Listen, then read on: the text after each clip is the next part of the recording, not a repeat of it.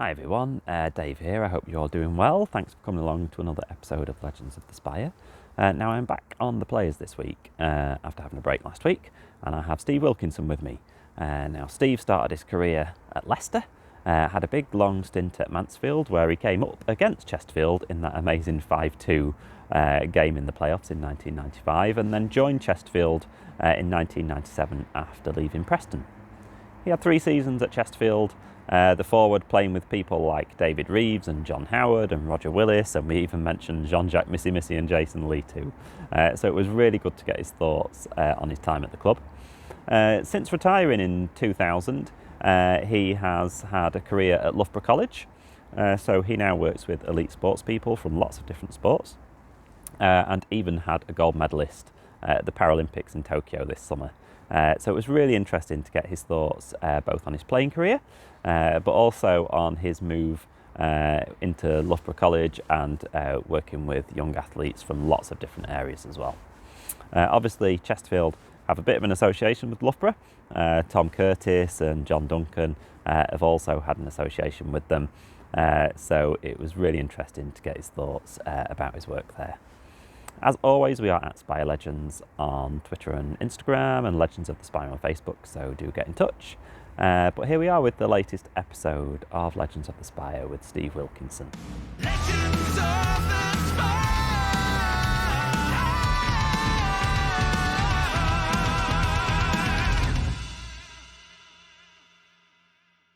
You're from Lincoln, aren't you? But you started at Leicester, is that right?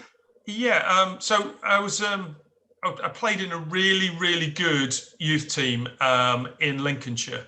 We played on a Saturday in the Newark League, and then we also played on the Sunday in the Lincolnshire League. And out of my group, and there's 1 or 2 names you'll remember here. So Marlon Beresford, who played for years and years at Burnley, was in goal. Shane Nicholson, who you'll be well aware of because he played for Chesterfield, was playing left back for us. And another couple of lads who actually, one went to Lincoln and never really broke into the first team. And one of my colleagues from that team also came to Leicester with me, but he wanted to stay on at school. So he only came and played youth team games in the evening and occasionally on a Saturday. So we were a really strong side. And I think one of the things that made us so strong was that we did play as a group in one league on a Saturday afternoon and then on a Sunday. That would be unheard of now because, you're playing too much. But actually, I think that helped us all progress and develop. And yeah, we would only train once a week, but we'd be playing twice a week. Problems arose when I got school matches on a Saturday morning and then flying off to play in the afternoon. But we seemed to cope, and I think that made me into the player that I became as a professional. Somebody who was fairly resilient until the latter part of their career. Were you always up front? Would you believe I started as a left back? Right, okay. So this would be, I'm going to say about under 11, maybe under 12. I played as a left back, and I just seemed to find this instinct to crop up in the penalty box from different positions and different attacks and score goals. And bit by bit, they moved me from left back, I think, to centre forward and it may have coincided with Shane arriving, actually, a proper left-sided defender rather than me playing as a left back on my right foot. But yeah, I then got moved forward and really spent, I would say 90% of my professional career as a centre forward. Maybe 95 is a better judgment.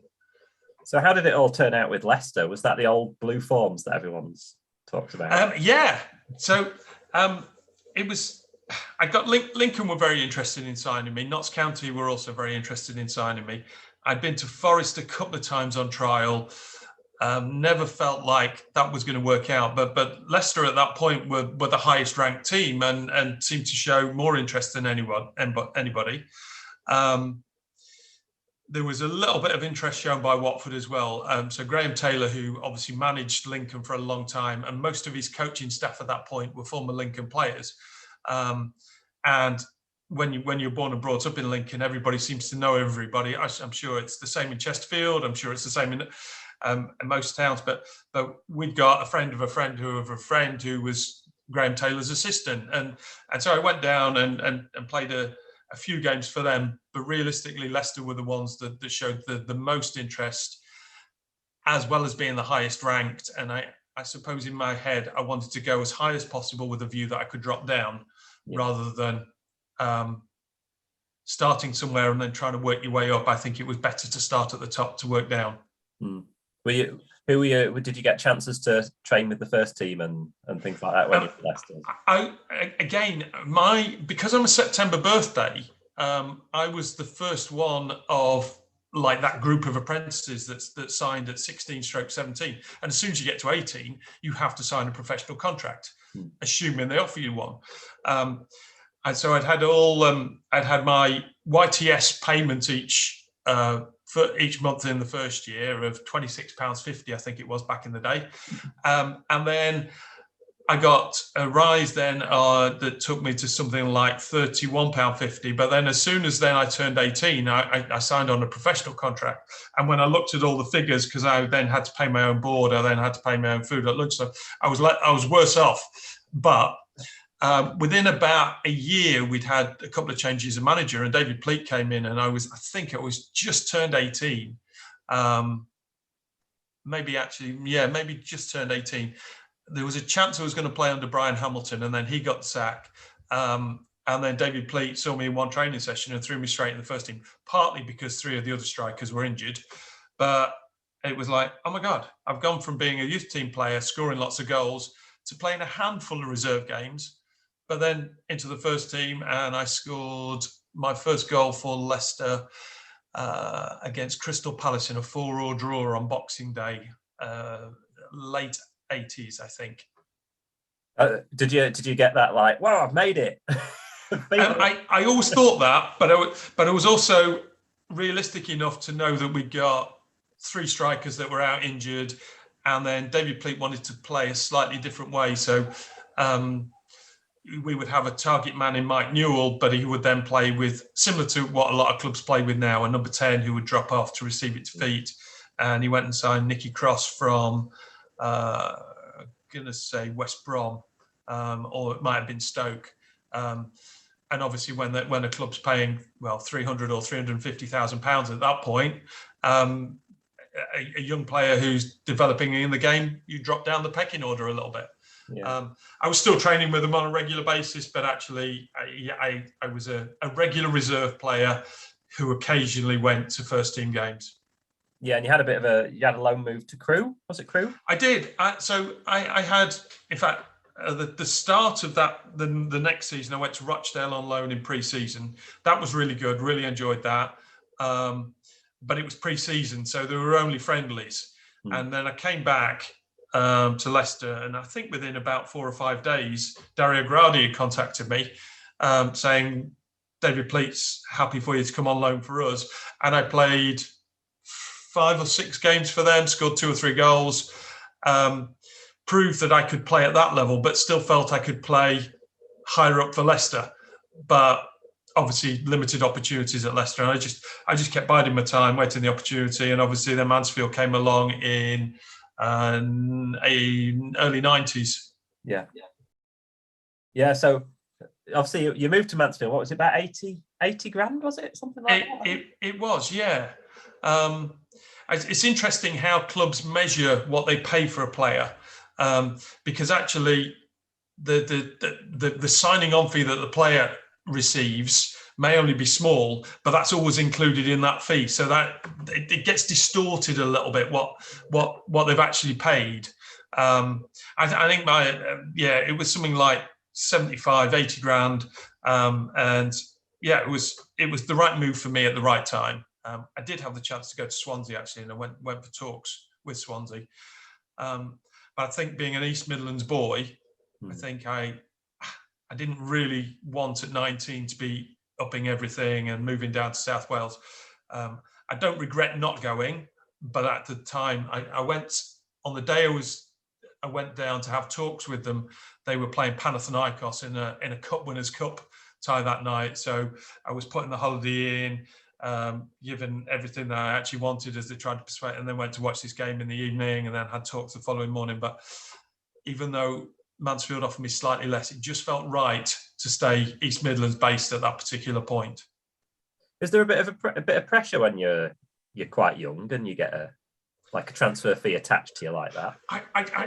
Do you know, I felt pressure all the time in terms of, oh, right, such and such a club is interested in you. And then if it went past, if you want, the chairman or managing directors agreeing something and then you went for talks, I always felt pressure in those situations because actually I'd never been interviewed for a job until I ended up with my job at college, and that was in my early 30s. Mm-hmm.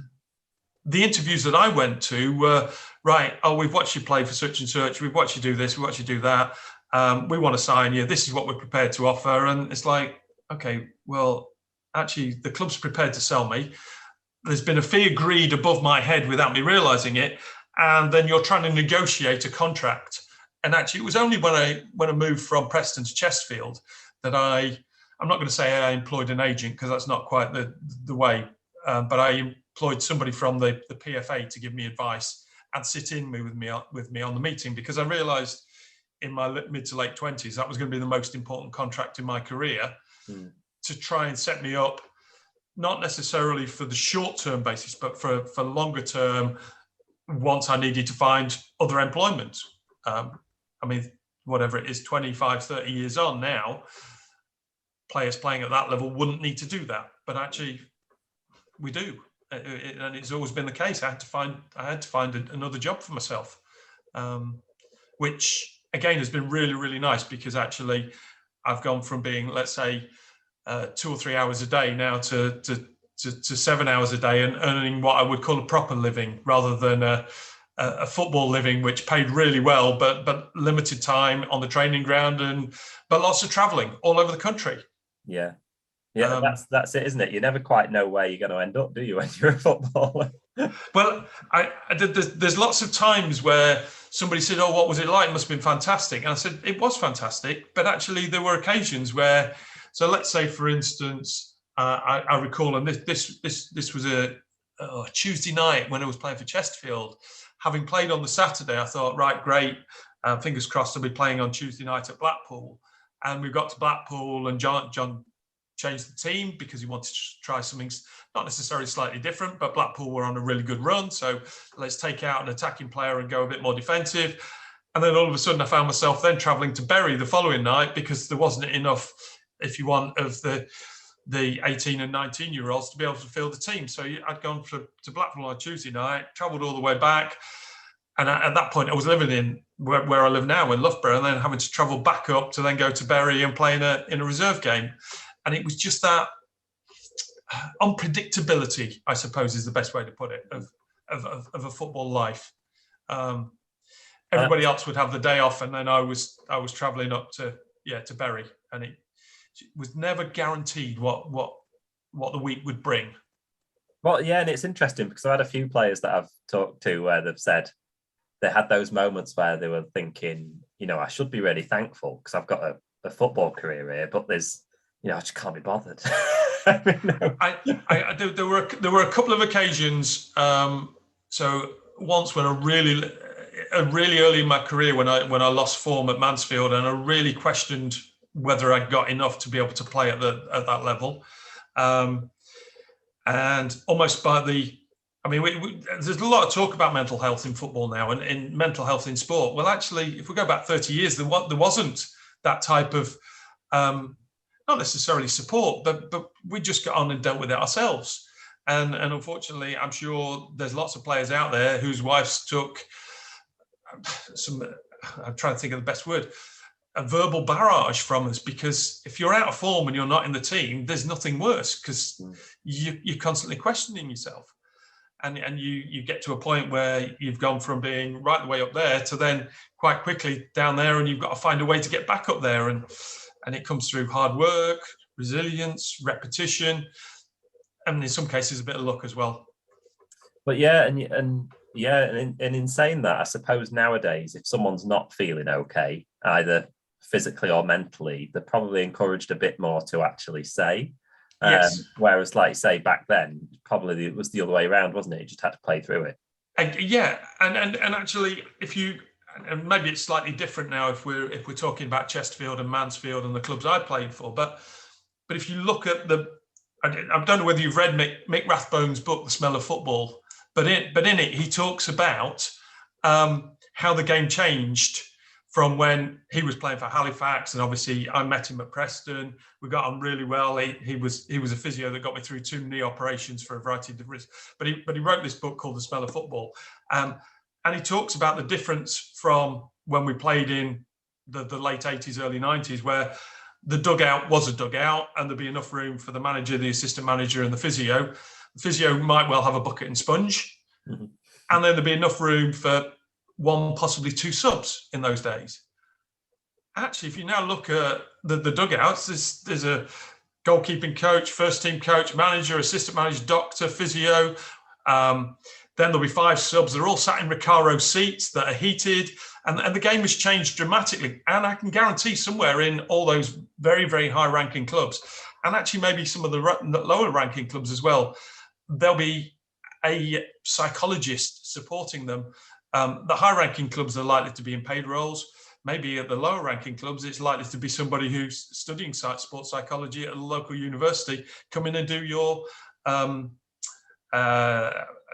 placement here, and support the players. And it's about all those processes now that are so different to the late 80s, early 90s when I was playing.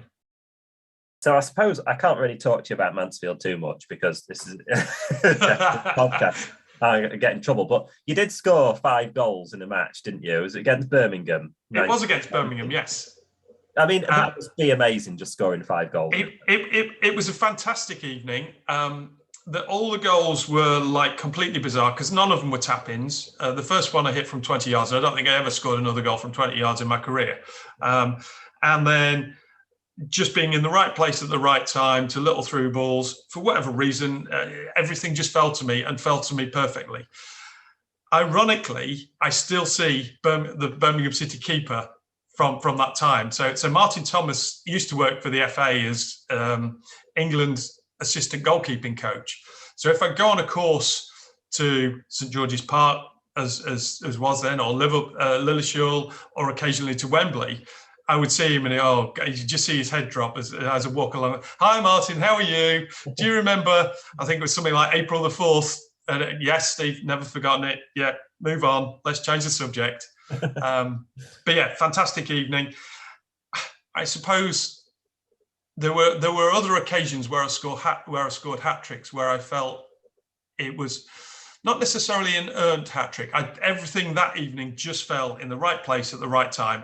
However, I don't know, but actually, I remember a hat trick I scored for Preston at Wigan quite early on in the season, where a bit similar to Harry Kane's the other night, left foot, right foot header, and I felt that I've really contributed. Scoring all 5 in one game was amazing, but it was just like a complete fluke. For no other reason than it doesn't happen that regular. Yeah. It's like, how did that happen? It was bizarre because you want to replicate it again, but you never will. Were you on a good goal bonus? I was, but we fell short in the end because actually those were the last goals I scored that season. So I think there was about 7 games left, and I didn't score again. I used up all my luck in one game, I think. That's the way it goes sometimes, isn't it? It is, yeah. and yeah, you obviously scored a lot of goals, didn't you? In your spell at Mansfield, like 83, I think. Yeah, I don't know where I still sit. For a little while, I was 5th or 6th on the all-time goal scorers list. I don't know whether that was behind Kevin Randall and Ernie Moss, but obviously 2 people who both played for Mansfield and then played for Chesterfield as well. But yeah, I sat somewhere 5th or 6th in their all-time goal scorers list. I think that'll have changed a little bit now, but then I say that players are far more nomadic because I nearly had 5 seasons at Mansfield, which if you're scoring between 15 and 20 goals a season, you're going to mount that up over that period of time. Yeah, I mean, players getting a 10 years and getting a testimonial, it happens less and less, doesn't it? It kind of feels like they should put the years down a little bit and make it 67, something like that. Yeah. Give more people a chance. And the big key season, obviously the 94-95 season was a really good one for Chesterfield because we got promoted in the playoffs against Bury. And obviously you were at Mansfield then, and there was a few key games that season. So you actually scored a hat trick against Chesterfield in 4-2 win, which I think was in December time that season. It was just and I think it was a lunchtime kickoff as well. It was just 5 or 6 days before Christmas maybe. That was a great day, and part of what was a really, really good season for me, because I think I ended up with 25, 26 that season. But actually the end outcome was that myself, Paul Holland, who obviously then moved on to Sheffield United before coming to Chesterfield, Ian Barraclough and Darren Ward, we all played really, really well that year for Mansfield, but then the team sort of splintered as we all moved on to bigger and better things.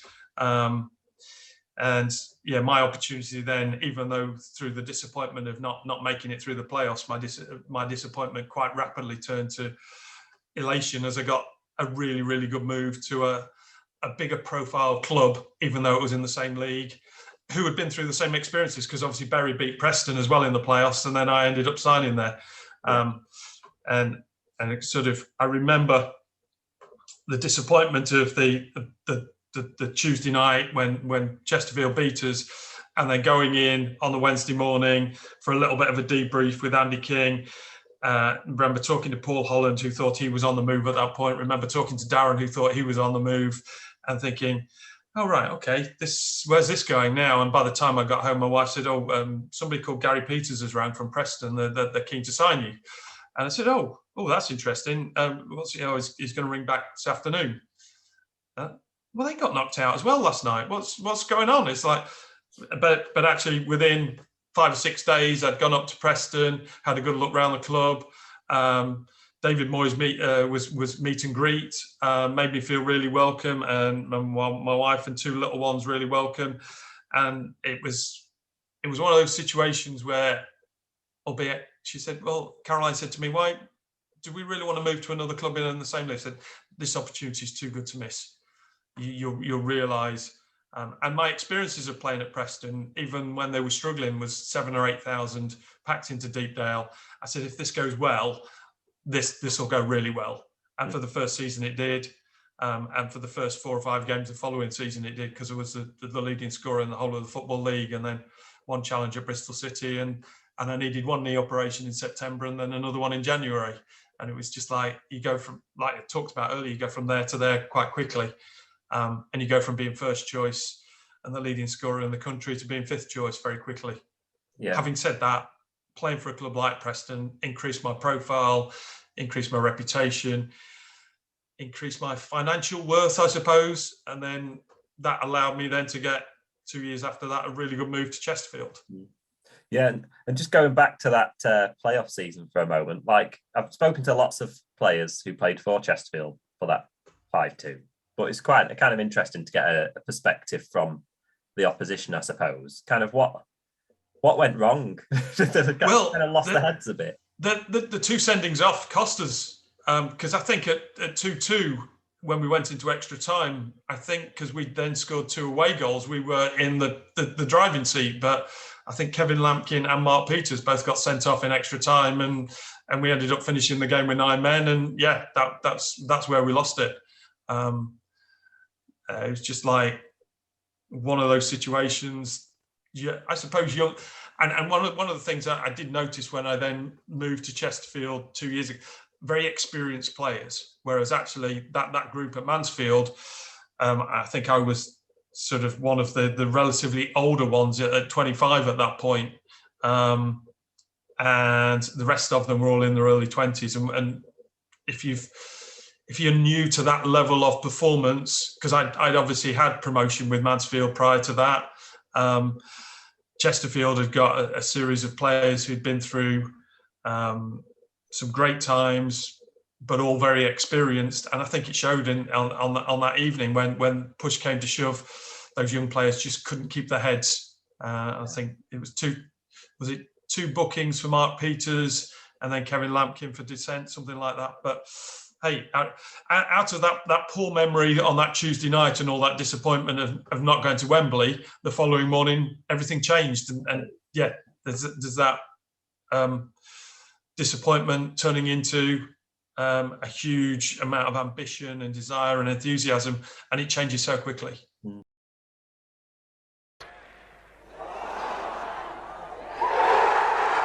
And the first one came from Steve Wilkinson against his former club.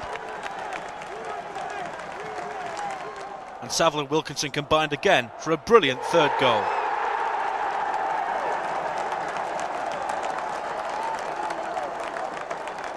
The confidence was high and the finishing was superb. The first of the hat-trick was Steve Wilkinson against his former club, a great header from the Simon Davy cross. Saville was one of the first to congratulate him and then scored his hat-trick goal shortly afterwards, thanks to Steve Wilkinson.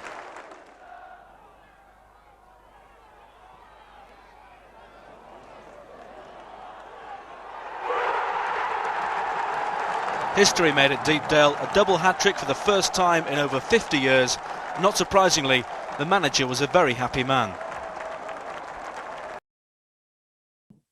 When a club like Preston comes in for you, obviously they've got a huge history, haven't they? And they've got all like iconic players that have played for them and things like that. Is that when a club like that comes in for you, is it all those type of things that just kind of mixes together to make it so exciting?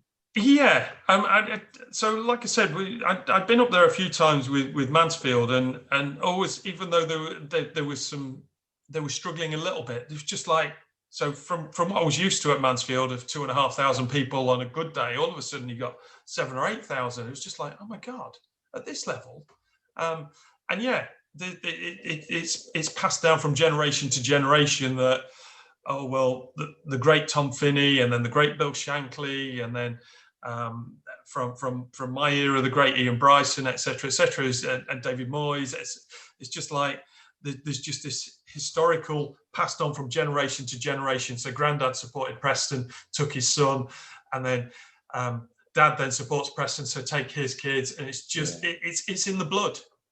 They will all have an affiliation to another team, but actually, and it's right, it's proud Preston, and they maintain that pride massively. And when I go back up every it's not once a year, every couple of years, the reception I get is just amazing. And yeah, people that are very proud to be associated with that club. Yeah, and fans that really love football. Which you don't always. I don't know. I imagine just some clubs, the fans just, I don't know, get it more, or I don't know, it's just in their blood more. I don't know.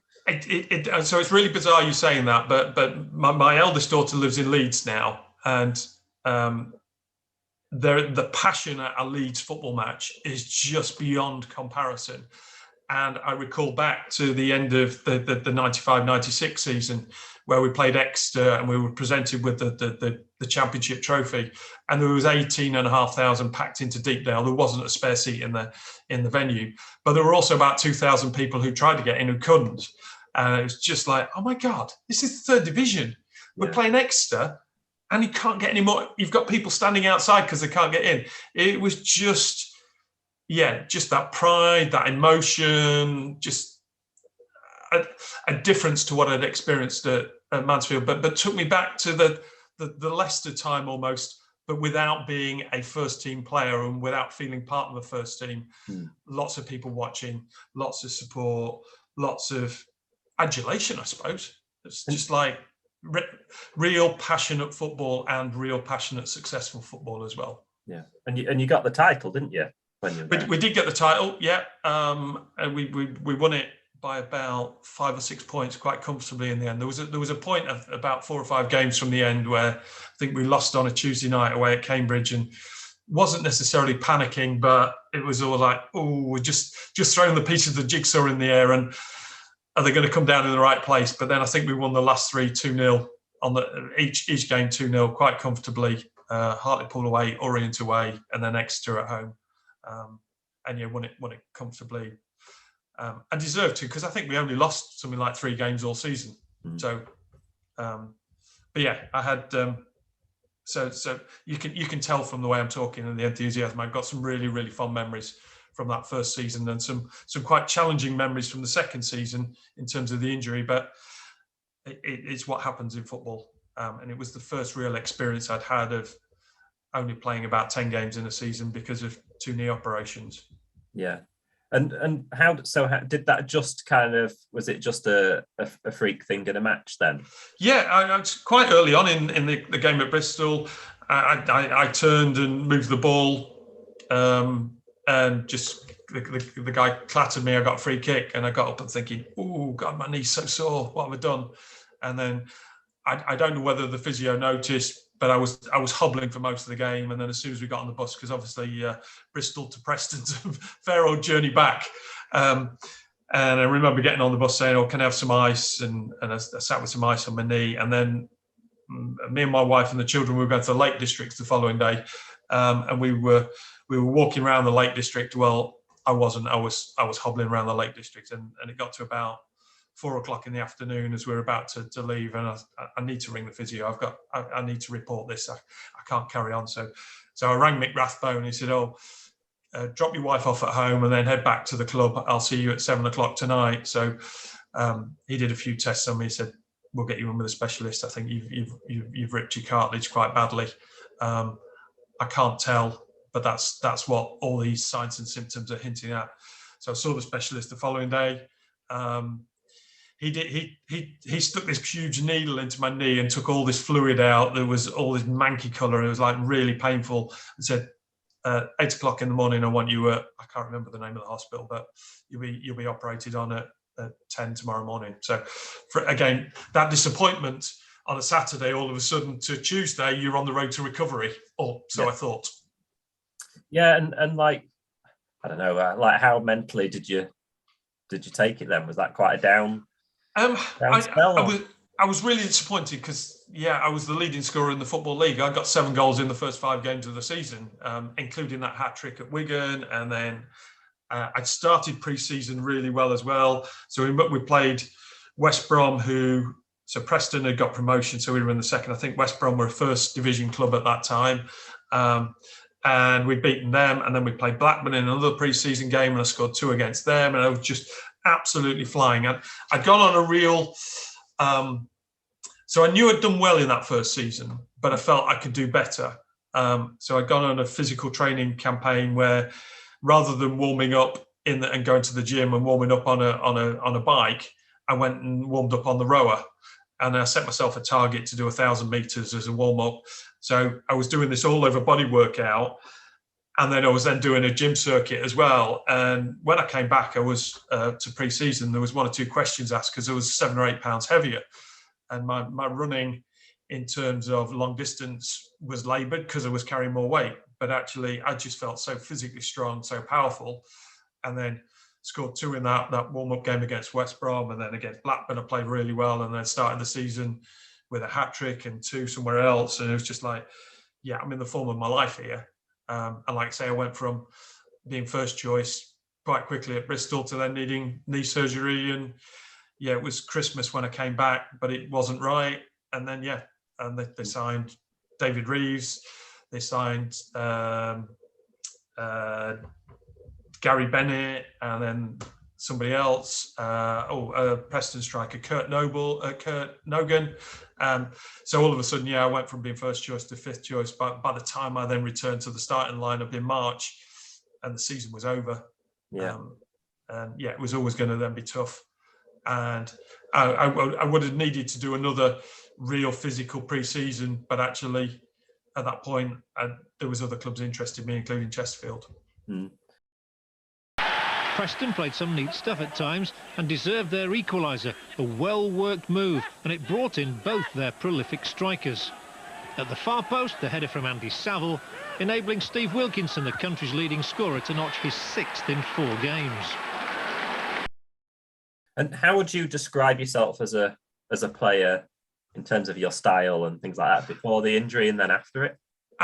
So I think before the injury, I was an out-and-out number 9. When I went to Preston, I think my role changed a little bit. The working partnership with Andy Saville in that first season, he scored lots of goals. I created quite a few, but also scored goals myself. And I think my football intelligence, which I I then developed, because obviously I then became a B licensed coach. My football intelligence has allowed me to play not just an out-and-out number 9 role, but then allow me to go and do other things and link up play. So one of the things that we had at Preston was 2 central midfield players who both wanted to get in the box. Well, if you've got your 2 midfield players running into the box and then your 2 centre forwards, that leaves you exposed if the ball's given away. So if they ran past me, I tended to hold my position and use a bit of the football intelligence I developed in Mansfield, where certainly maybe after those Chesterfield games, we had a few games where we got people out, suspended, and I ended up playing alongside Paul Holland for a little while in midfield. And yeah, it was just like, it developed my game a bit more from just being a straightforward running in the channels, trying to score goals number 9. I became a bit more of a rounded footballer. And made me think about the game a bit more and how I could develop it.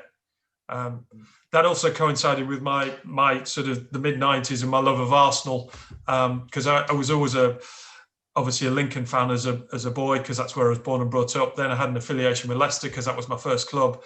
But actually the mid-90s, when I was watching Arsenal play, it was just like, oh my God, Dennis Bergkamp, what a player.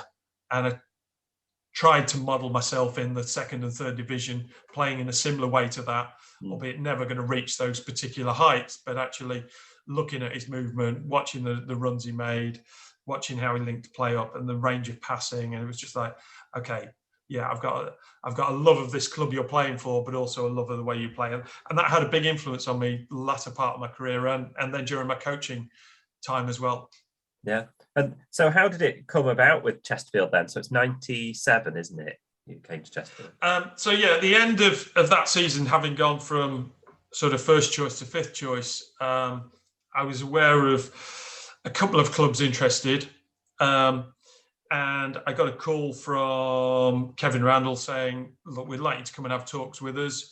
I think John Duncan at that point was away on holiday. So I met Kevin and Norton Lee in the boardroom at Chesterfield. And that was the first time I took, and it wasn't an agent, but I took a representative of the PFA who knew all the ins and outs and intricacies of salaries at Chesterfield. Obviously, that was on the back of an amazing FA Cup run. Yeah. And just, yeah, we sat down, we had this chat, all went really well. And me and my wife both really wanted to come back to the East Midlands if we were going to move anywhere. And the way things worked out, it allowed me to then travel from Loughborough, because my wife could start a new career as a tennis coach here in Loughborough. My kids could go to school as they were about to go to school in Preston. Whereas if we'd moved to Nottinghamshire and Derbyshire, there would have been another year before they'd have gone to school. So yeah, I came 15 minutes over the Derbyshire-Leicestershire border, and it didn't add a huge amount to me. There was 1 or 2 occasions where traffic caused me mayhem getting up and down the M1, but realistically it was fine. And yeah, it was a really good package. That profile I talked about earlier of being a Preston player gives you a little bit more negotiating power. Raised my profile as a player because I'd won a championship for 2 seasons on the trot. So the last one at Mansfield, 94, 95, and then 95, 96, I'd been part of the highest scoring teams both of those seasons. So there was obviously something I was doing correct. And yeah, negotiated a deal which was really good. But also I think a really good deal for Chesterfield as well. Did Norton Lee try and drive a hard bargain? I think all chairmen try to drive a hard bargain. Yeah. I think that's part and parcel of it. And yeah, it was interesting, but it was great having somebody alongside me to sort of, are you sure? And just question them, because it's difficult for you to do that. As a 26, 27, 28-year-old footballer, you want the best deal for yourself, but you don't know what actually is the best deal. So having somebody alongside you, it was really beneficial to me at the time. This is Beaumont. Terry facing him, gets a good first block on, but now it's back with Curtis. And a little touch, and into the back of the net from Wilkinson, and Chesterfield have equalised just before half-time. And it's almost their first strike on target of the game. but it's a vital one. Wilkinson's 5th goal of the season, and the little glancing header just deceived Shane Higgs and dropped into the net. What were your first impressions then of kind of John Duncan and training and? So what was really interesting, and this coming back to how it developed me as a footballer, was I've been used to playing in, and I'm not going to say really attacking teams, but quite fluid attacking football teams, whereas John was very methodical, very strict in his formation. So I learned a whole new set of skills in terms of defensive responsibility as well as attacking responsibility. Because I'm not going to say I was a free spirit, but actually I was an attacking player who wanted to score goals, where actually the success of Chesterfield in that FA Cup run was down to being resolute, playing a certain way, using Andy Morris, using John Howard, Tony Lormer, etc., in a certain way that caused problems for teams. And yeah, I had to think about my defensive responsibility a lot more than I'd ever done before. That made me a much better player, made me certainly a much better coach. Albeit I'm not sure it was perfect for my style of play, I became a better player, even if I didn't necessarily see that in terms of goals output and creation of goals. And you mentioned a few of those players you were with. So, Tony Lormer kind of left, didn't he, quite soon after you arrived? Yeah. But it was kind of David Reeves and Andy Morris and John Howard and people like that around then. Yeah. And obviously I became good friends with Tom Curtis because Tom ended up coming and working down here in Loughborough, running the university team. So we met up on. John Duncan also did that for a little while as well, which was good to catch up with John. And Paul Holland, who I'd known anyway for years and years through our Mansfield connection. So it was quite familiar in terms of people I knew, but also quite daunting in terms of signing for a club who are your local rivals literally across the county border, and who I'd scored goals against, but also that was now part of that team. So a different set of circumstances. And again, something that made me a more rounded and better footballer, I think, because of the experiences and moving to a slightly different changing room, feeling like an outsider from another club who have been key rivals, but also learning how to develop and overcome that. Yeah, and it's interesting, really, because we've had a lot of. It obviously is a really intense rivalry, and it still is now. But there's a lot of players that have moved between the two over the years, and some have been really massive players that have scored a lot of goals. Others have been on a little bit of a stint between the two. What was it like as a player? What was the reaction from both sides like? It was always going to be tricky coming to Chesterfield. And I remember distinctly one or two comments from the stands, certainly at Saltergate, was, well, he scored loads of goals from Mansfield, why can't you do it here? It was like, yeah, but the football was slightly different and the approach was slightly different. And so it made it tough. And I would have liked to have scored more goals. I'd like to have been more creative. But actually, like I said earlier, I became a better footballer and a better thinking footballer for John and Kevin's influence on me. And I was disrupted one pre-season with an Achilles tendon injury that I picked up on the second or third day when we were running around. I can't remember the name of the woods now, but I just stood on a tree root awkwardly, and but the following morning my Achilles flared up, and then I had to go in plaster for a couple of weeks to completely immobilise it.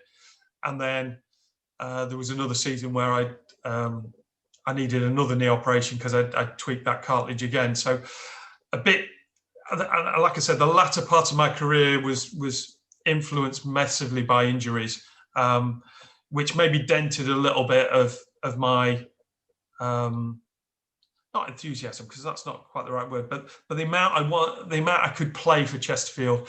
And because they'd had that fantastic cup run, because they'd generated a lot of money, they could go and sign another player if somebody was injured. So you were always fighting a battle. And one of the questions you put down was the competition between Tony Lormer, John Howard, David Reeves, myself, Andy Morris.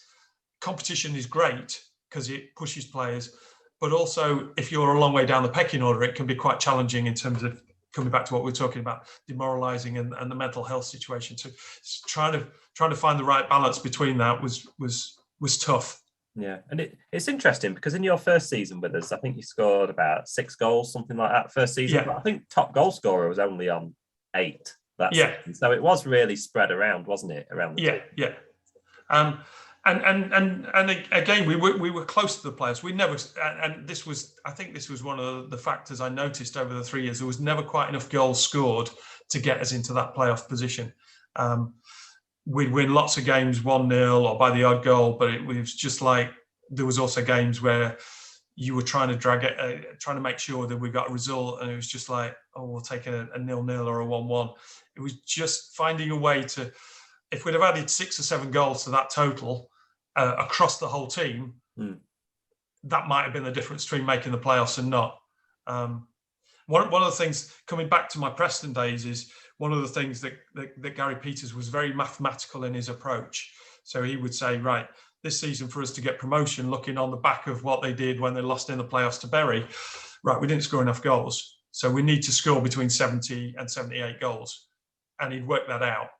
And I think in that season we scored 83, something like that in the league. But we need to make sure we only concede 40. So one goal per game. And when you look at in 95, when you look at the totals, that marries up to us winning the league. And I remember him saying that as part of the sales pitch. Like, I want you and this other striker I'm interested in to score 40 goals. I then want 2 of my midfield players to score 10 goals each. And then my back 4 have got to create to be involved in the other 10 somehow. And it was just like, oh, right. But then when you look at it and look at the final figures, they were the reason why we won the league. Whereas at Chesterfield, we conceded much fewer goals, but we didn't quite score enough.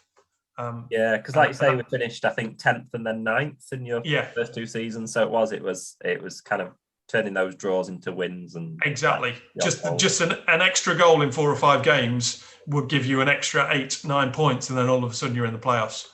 Yeah. And I wanted to ask you about Jean-Jacques Missy and Jason Lee, just because they were around when you were here. And they were. Again, it's interesting because actually I'd forgotten about Jean-Jacques. And I remember playing in a reserve game for him with him up front, and I can't remember where we played. But I looked at some stats and I realised he played 1 game for Chesterfield while he was there. I think he played 3 or 4 reserve games. But he played more games for Cameroon as an international than he did for Chesterfield. And then Jason Lee was just a fantastic character. I got on really well with Jason. And he was like me, an out-and-out centre forward, and we had to develop our games to play under John and Kevin and become better defenders and better all-rounded players. But at the same time, we got on really well because I think we went through some similar experiences of finding, I'm not going to say it was negative, but just not quite the free expression that we've been used to at our previous clubs. But I think it had a positive effect on our outlook because I see Jason now very occasionally. He works for the PFA and he did his coaching badges the same way as I did. So it had an influence on our wider football development. I guess it's just experience, isn't it? And I suppose as strikers, are you quite a close-knit bunch of your strikers? Because obviously you're competitors, but you're in the same position. It's just we are. We are. I suppose it's a little bit like the goalkeeping union because I was watching something the other day where Aaron Ramsdale and Ben Foster were chatting at the end of the Arsenal Watford game, and Ben Foster was recording this as like a selfie video, and I'm thinking, they're a different breed, goalkeepers, but also strikers are a different breed. We've got to be really selfish. But by being really selfish, you've got to be prepared to miss chances as well as score them. And that does make you a slightly different breed to the defenders who are mainly pessimistic, trying to stop goals rather than being optimistic. So it's that there are some influences in terms of personality that influence the position you play on the field, certainly. Yeah, and I suppose in some ways, obviously, there's footballers have to give a bit of a different personality when they're on a pitch anyway, because it's a pretty dog eat dog, isn't it? But it is, yeah. For strikers, I suppose, especially, you can be having a bit of inner turmoil about missing a chance or whatever, but outwardly, you've got to kind of still be a bit. You have to walk around with a smile on your face, even though you're cursing yourself for missing an easy chance. And through my coaching, I've talked a lot to strikers, like, go and miss another chance, because actually, even if it's 0-0 and you've missed 2 easy chances and then you get another one towards the end of the game and knock it in, you're still a hero. You've got to keep being prepared to get in those goal scoring positions. If you're not in those positions, you're not going to score. But give yourself the best chance by being in those positions. A goalkeeper can make one mistake and be hounded for weeks, and keeps getting reminded of that. Whereas strikers tend not to. The only thing about strikers is you only remember the goals you score. You don't remember the misses. Yeah. Having said that, I do recall one when I was playing for Mansfield at Preston, where I missed from 2 yards out, complete open goal, put it wide, right in front of the town end at Deepdale, and getting seriously jeered. And then the following season, I was a player for them, and those memories then change and turn round. So yeah, it is about being in the right position at the right time and consistently being there. Yeah, and I suppose your last season with us, so this is 99-2000, in which we actually got relegated that season, and John Duncan left and Nicky Law kind of took over. Were you kind of, and you retired then, didn't you, after that season? I retired from the professional game, yeah. So Nicky came in and changed the way we trained, and I really enjoyed that. But I was already, and John Duncan was really supportive of me, because I was in my late 20s and I wanted to do my coaching badges. So I'd done what was the old FA level 1 and level 2, and then on a Thursday he very kindly allowed me to leave training at about 12:30 so I could get to Villa Park for 2:00, as I did my UEFA B coaching license through the PFA.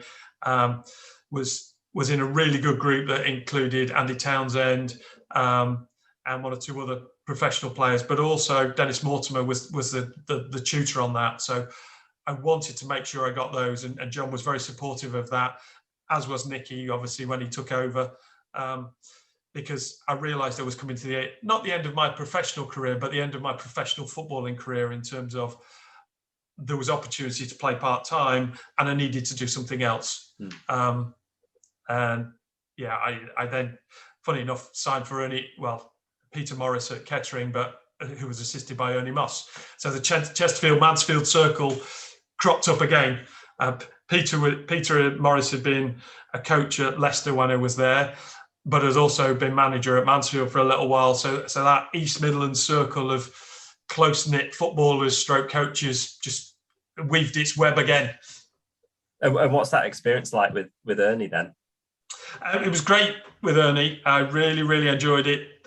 We talked a lot because he would travel down from Chesterfield, and then there was a few times I'd meet him at Leicester Forest East, and yeah, we'd have footballing chat all the way down to Kettering, and then the same all the way back, and chewing the fat and all those things as two strikers would. And yeah, memories from Mansfield and from Chesterfield, but also then fresh memories from Kettering. And yeah, it was good, other than midway through that first season, him and Peter Morris lost the job, and then Carl Shutt took over and managed to get his promotion in the second year. So just football, it's a rotating door all the time. And there's so many, I talk to people about this. You meet so many acquaintances and friends, but then that competitive edge means they're good friends, but they're not always, I don't know, not your ideal friends. Most of my really, really good friends are away from football, because it's like there is a competitive edge, but at the same time, there's also you understand the industry and how much it is a revolving door. I can imagine it's quite a complex, thing. Acquaintances and friends in football. I can't imagine it's not as simple as it seems. So if we get my closest friend in football is Carl Muggleton, who lives about 15 minutes down the road. I still see him and his wife. He came to my wedding. I went to his. we occasionally bump into each other at B&Q. He's now a driving instructor and does a little bit of coaching for, he did some for Peterborough and Northampton. But we played together at Mansfield, at Chesterfield and at Leicester. And yeah, we both bump into each other every now and again. But most of my really, really good friends aren't in football. They're people I've met because I wanted a different view of life, I suppose, rather than the goldfish bowl that is football. And I certainly found that when I retired, retrained to be a teacher, and then have moved on to become sort of like an elite athlete welfare officer, which is what I do now at the college. Yeah, and it's so tell us about what you do now then. So you're at Loughborough College, but you also work with the women's team as well, is that right? So yeah, when I moved from Preston to Chesterfield and we bought a house here in Loughborough, both of my daughters one was 7, one was 5, and both showing an interest in sport. And then when I played for Kettering, then there would have been, let's say, 10 and 8, and both said, "Dad, is there a local football team? Can we get involved?" And I did a bit of research and found there was a local football team for girls, and I took them along. And because I don't know whether I'd finished my B license at that point, but I was assessing the standard of coaching and thinking, I know I can do a better job than this, even though these are complete beginners. I can put on better sessions. So I got involved and got a friend who lived around the corner involved. And then we took what was an under 16, there was an under 16 team at this girls' club, but then he took an under 12s and I took an under 11s that involved both of our daughters. And then we built it up to the point now where we've got 2 adult teams that have merged with the university, come under the Loughborough Lightning banner, that's playing in the equivalent of the 2nd division for men. And then we've got 2 adult teams representing us as a club, plus then 5 junior teams. So we've got there's about 140, 150 girls and women all representing Loughborough through this organisation that I've been involved in, and sort of coached, managed, been secretary, done other little jobs, but actually just given it a bit of football professionalism, even if it's voluntary run organisation, I suppose is the best way to put it. And that coincided with me working at the college as well. And yeah, I ran a men's football team there and then developed a girls football team. And then I've changed roles a little bit to now being supporting elite athletes from a variety of different sports, triathlon, women's rugby. I've got windsurfers, water polo players who are all representing their country or competing in international competition, who I support through the processes I went through as a 16 and 17-year-old, trying to manage your education and elite sport and the training. So I spend a lot of time talking to athletes from a variety of different sports and just giving them the benefit of my experience. And Loughborough's got an amazing reputation, hasn't it? Going back, because Paula Radcliffe was Loughborough, wasn't she?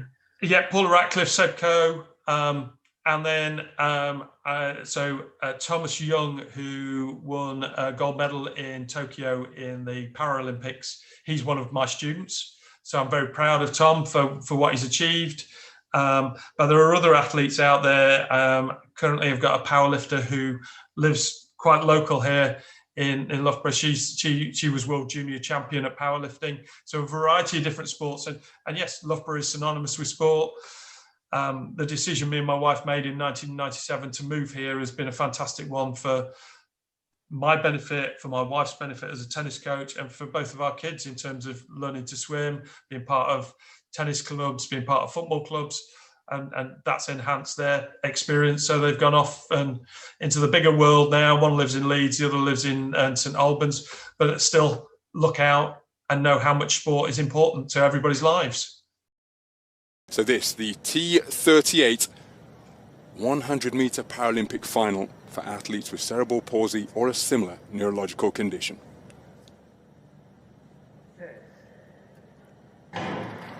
They get away first time. O'Hanlon is out well. So too is Zhu, and it's Zhu up into his running. Thomas Young beginning to find his flow now, and it's Zhu leading from Young. But Young fighting, and Young's going to break the tape in first to take Paralympic gold for Great Britain. The European champion becomes the Paralympic champion. Thomas Young of Great Britain with the performance of his career, dipping below 11 seconds, 10.93 unofficially. It's been rounded up to 10.94, and that is a new area record. So what has your career in football then kind of taught you in just wider life or in your teaching and things like that? Because it's a strange career, isn't it? But it must have so many different parts that have helped out. So if I try to describe it best, you've got highs that are up there, and then you've got lows that are down there. So promotion and relegation, the two high points, scoring 5, scoring a hat-trick, fantastic performances, but also some poor performances. It teaches you to be resilient. And then when I've gone into what I would call mainstream work as a teacher, the highs and lows are much narrower in terms of the distances.